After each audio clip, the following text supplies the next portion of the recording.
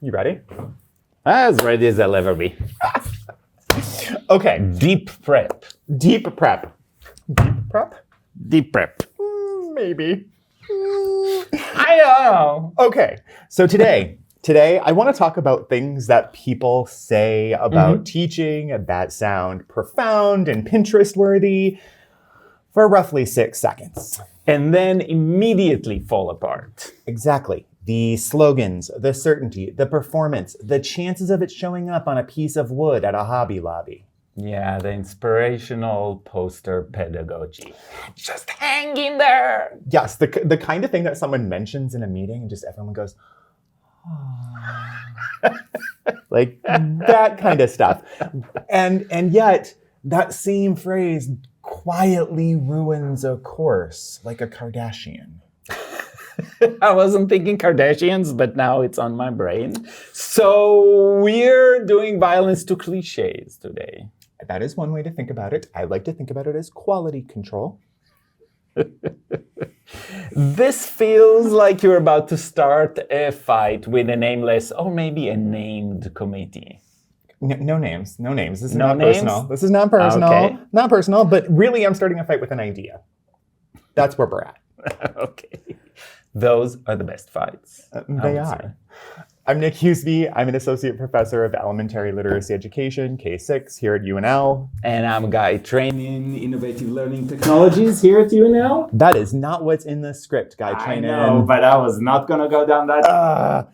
Anyway, today we're testing which hills are worth dying on.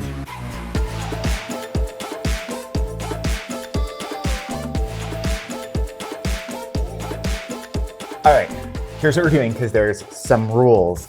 I have collected a handful of statements All right. that people actually have said about teaching, learning, pedagogy, students, and technology. Here they are in my hand. We've got 5 of them.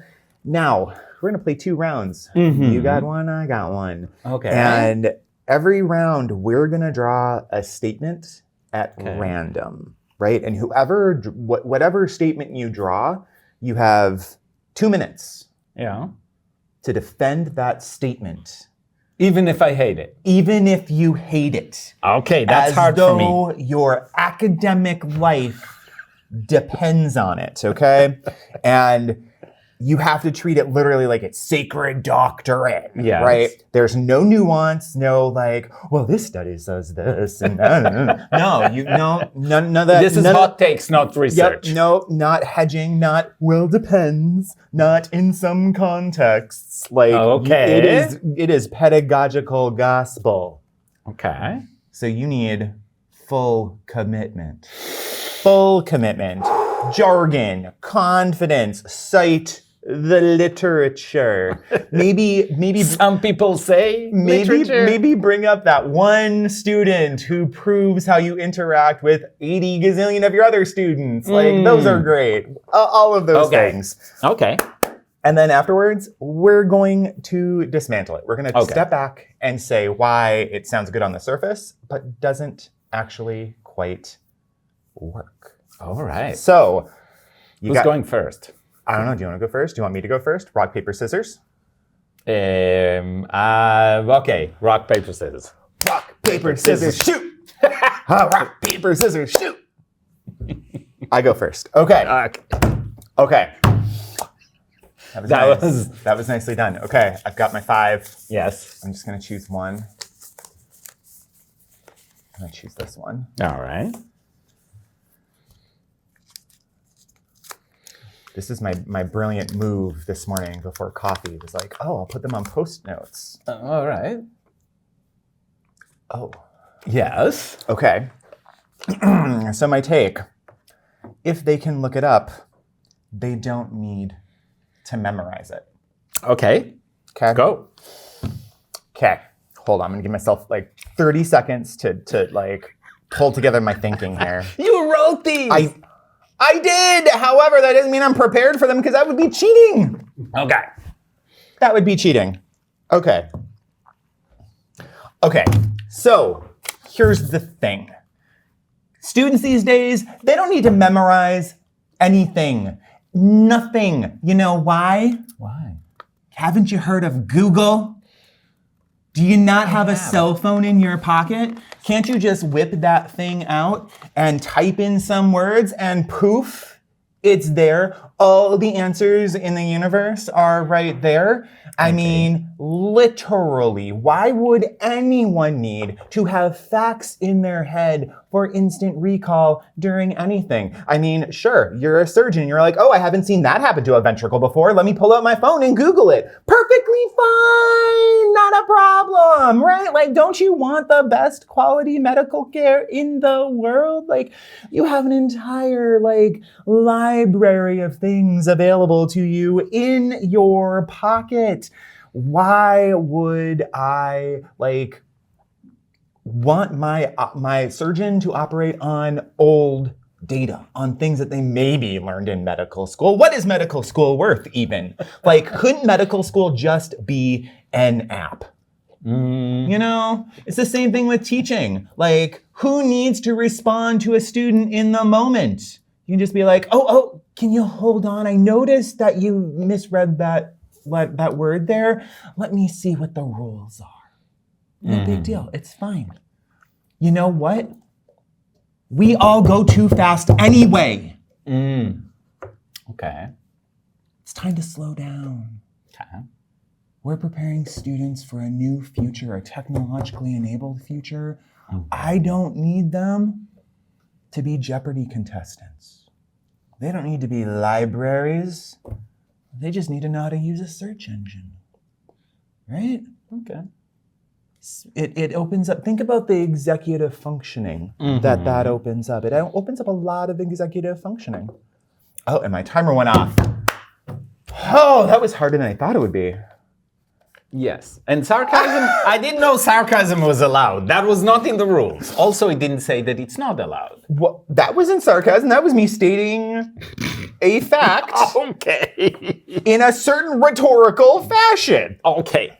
All right. So, okay. So.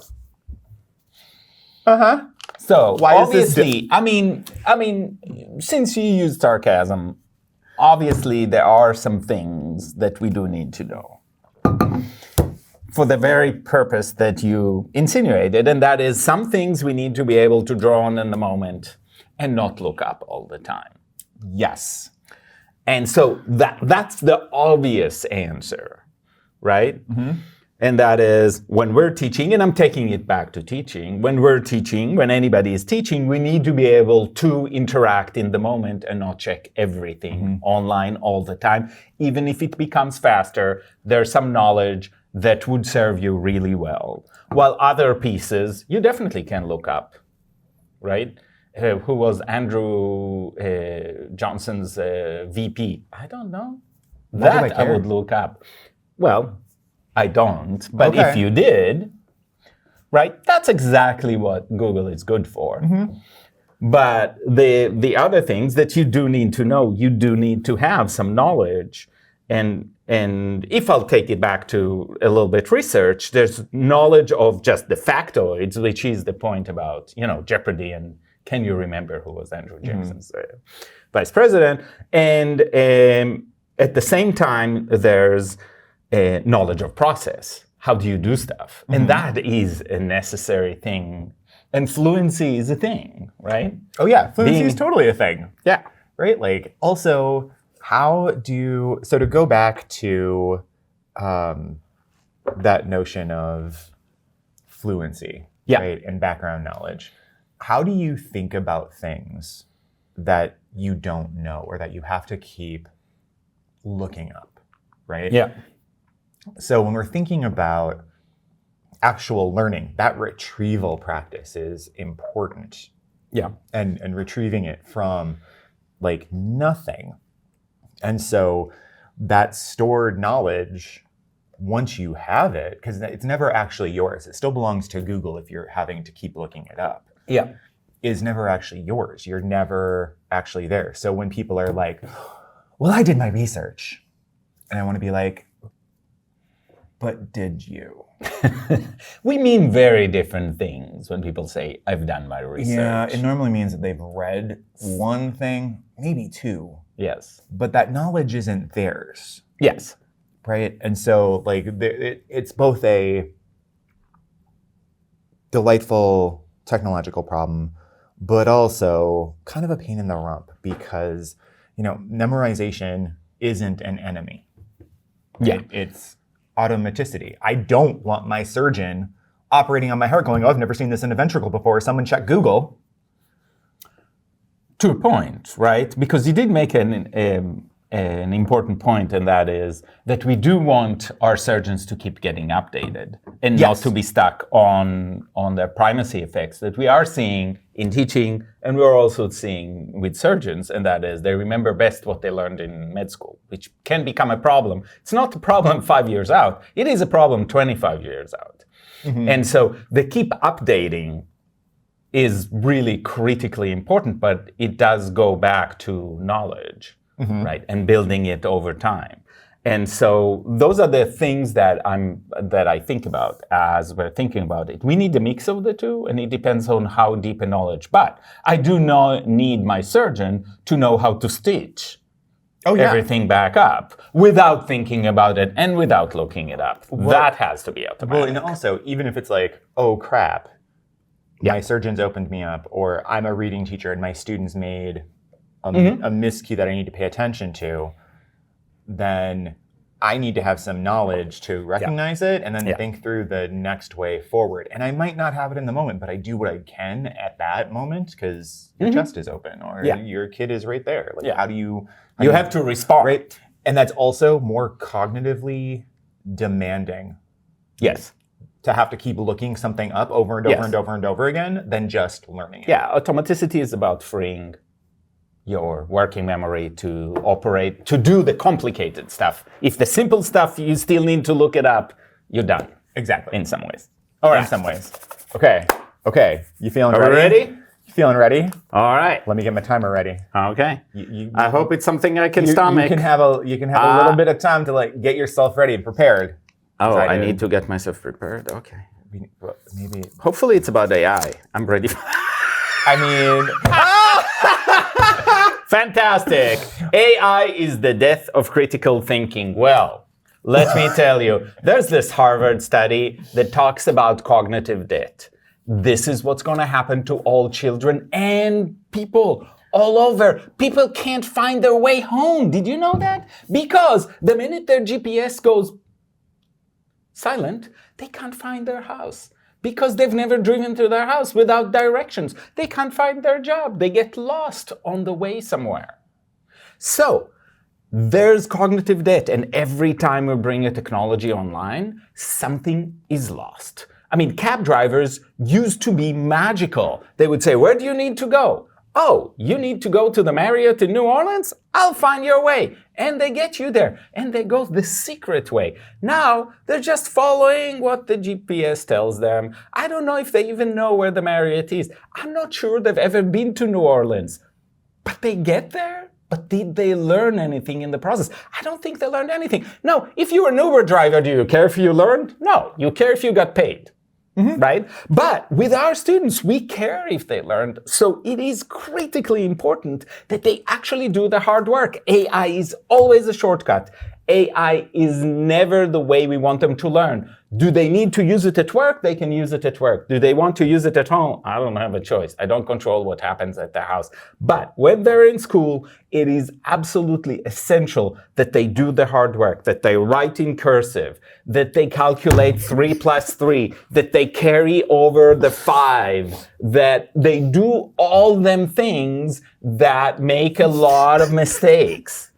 And figure out from that what are their strategies, what are the ways they can support their learning, and finally get all of that sweet, sweet knowledge. You still got 5 seconds. I've got 5 seconds. AI is a trap. Don't do it. You told me to commit. I committed to that. I'm still... Why are we turning off? There we go. I still can't get over. We want them to write cursive. Them things. It's them things. That's what happened when you rely on AI. That's how you start talking. What? And as we've talked about before, it is this, AI exists in this interesting kind of moment where it's completely divisive. Like you either love it or you hate it. Yes. You either see it as the like next stage in what's going to help us get to next stage in evolution. Right. And then there's, it's going to be the downfall of civilization. Civilization has already fallen multiple times. But hot take. Wow. And we're in another one. But I think that there's a lot of people in the middle. A lot of the people that I work with that are working on AI, we have smiley face, sad face, like the theater icon kind of thing. Because I think many of us are really excited about what's happening and about the potential. At the same time, we're utterly frightened of exactly what I talked about. So the Harvard study does talk about cognitive debt. However, that study, I think it's Harvard or is it MIT? I don't remember, one of the two. But that study is very, very small amount of students. So, and it hasn't been published yet. It's still in pre-publication, as far as I know. So it's problematic because everybody goes to that idea of cognitive debt and this is where it is interesting because we all feel it when we use AI. If you use AI, you feel that cognitive debt. Sometimes you're like, did I do this or did the machine do this? How much of this is me and how much is the machine is something we feel when we use AI. And so that idea is very attractive to us. Do you feel the same way when you use a calculator? Like, how much of me solved this problem and how much of the problem did the calculator solve? I think AI is different than a calculator in a variety of ways. Sometimes I do feel that way, yeah. Oh, okay. I taught math. And sometimes getting number sense, that idea of number sense, where if you use calculator from kindergarten on, and so there was never number sense, it becomes a problem. So finding that point where you have enough number sense, now you can use a calculator because it's considerably more efficient. And there are some things like, there are some things that are just not efficient to calculate out of your head, right? Exponentials. Things like that. It's like there are tables and you can look it up, but that's not number sense anymore. Right. It does feel a bit though like there's some fetishization around tools. For sure. Right? Like, and tools have never eliminated thinking. No, but they have changed thinking. They've changed thinking. Yes. Right? So I'm thinking about the example of I am one who I have my GPS on all the time. Yeah, not because I don't know how to get places, but because I like the time estimate. Yeah. Like, I also, what I suck at is, oh, look, there's a car crash. What do I do now? Yeah. Where do I go? I don't want to be meandering. So for me, that is an efficiency thing. Oh, there's definitely an efficiency thing. The question is always, in that map, of what do we do and what don't we do, I think that one of the things that we need to separate, and which is the hardest, is the world of work, where we're adults and we have goals and things, and we just want to be more efficient about some things because we're not Uber drivers, right? We just want to get to the mall and back safely. And so that's very different than when we're teaching something where sometimes, and Justin talks a lot about this in his pre-publication, and that is, in learning, we want the friction. We want it to be hard. We don't want it to be easy, and AI sometimes can make it too easy. Now, I do have that soapbox that says we have to understand AI. We have to understand how to learn with AI, and it's a great tool. So it's how you use it, back to how you use it and when you use it. Calculator in kindergarten, probably not. Calculator from a certain point on, especially for middle school and up, definitely useful. And beyond that, when you're getting to the things you can't do in your head or on a piece of paper very effectively, definitely, right? You can't do cosines in your head. You have to use a table. So we had a different technology. We had that book, I don't know if you remember it, or a slide rule where you can actually move things around and find what the cosine is. Oh yeah, no, we had a graphing calculator. Yeah, you had a graphing calculator. I had a graphing calculator. We did not. Batteries. I'm that old, yes. And then we went back to our caves and hit some rocks pieces of together, mammoth, yes, to make and hope fire. some fire would spring out. But there were ways to do that. But they were all, as you're saying, and the reason I mentioned cursive is because cursive was a technology. It had a very clear beginning and end.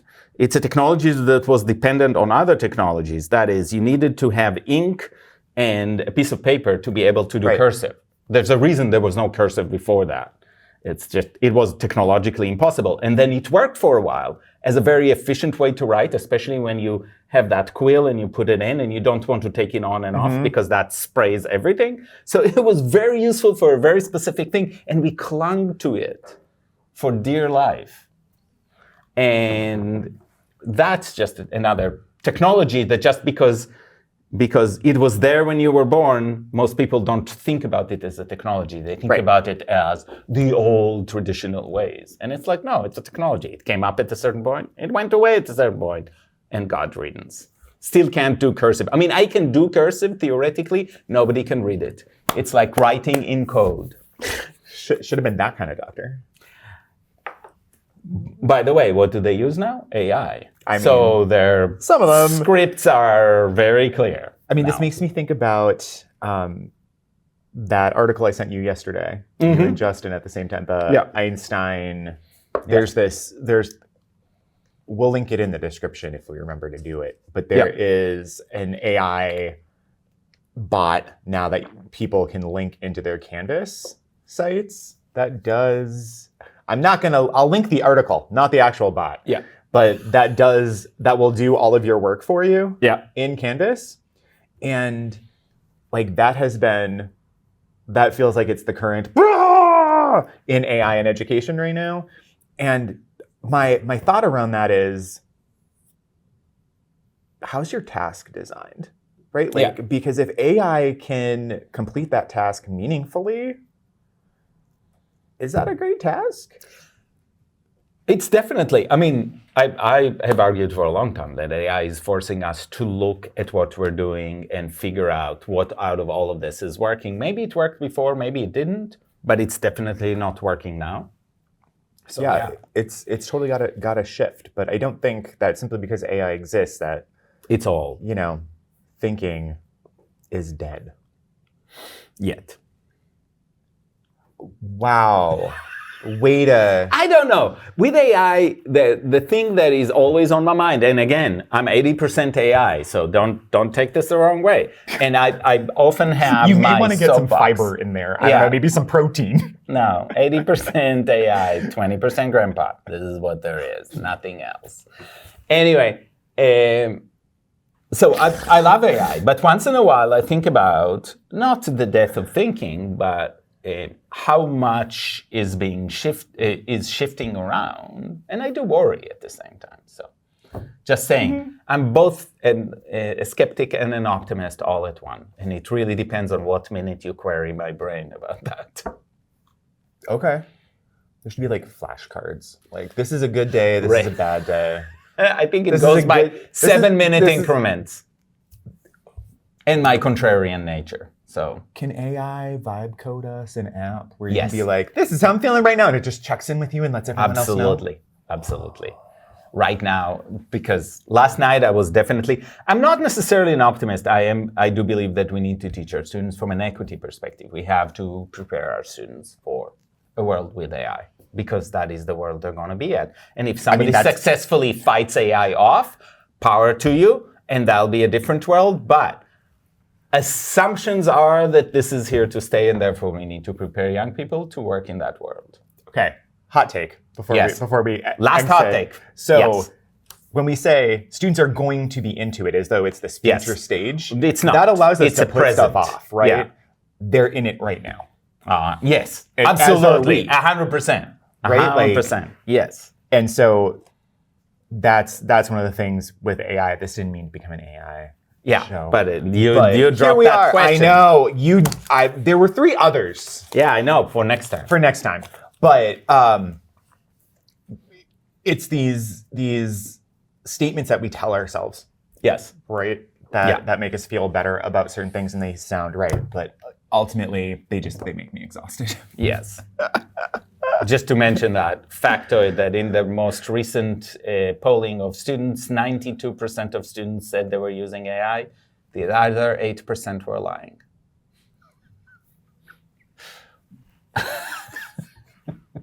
I mean, that's true. But Right. 92%. I mean, that is overwhelming in any way. You look at it. It's a lot. Yeah. It's a lot. So, with that, this notion of we can argue nonsense with conviction. It's like, it's disturbingly easy. It's disturbingly easy to build up a BS case. Yeah, it's very easy, and we're actually trained to do that as academics and people who argued in high school, right? I was Semi-pro? not debate team. I was speech team. Speech thing. Okay. Different thing. I don't understand the difference. One day we'll do a show about that. But essentially, I would do sales speaking. Oh, okay. Which means it's disturbingly easy for me to sound principled while also being wrong. I once sold Jell-O as a healthy alternative. That was my whole speech. Okay, then. Okay. And so this is where we are. It's easy to sound principled. It's easy. I mean, with AI, everybody's got a hot take about AI, as you said. And we need to be rooted in reality and not in fantasy. Right. And so if you take one thing from today, aside from the fact that I need to work on my improv skills, it is to be suspicious of anything that removes context. And be suspicious, much like with AI, of confidence without evidence. So we'll be back next week with fewer hills and hopefully fewer casualties. So I don't feel like we I'm not making any promises about that. Okay. I can, as a Sicilian, I can respect that. All right. All right. We'll see you in the next one.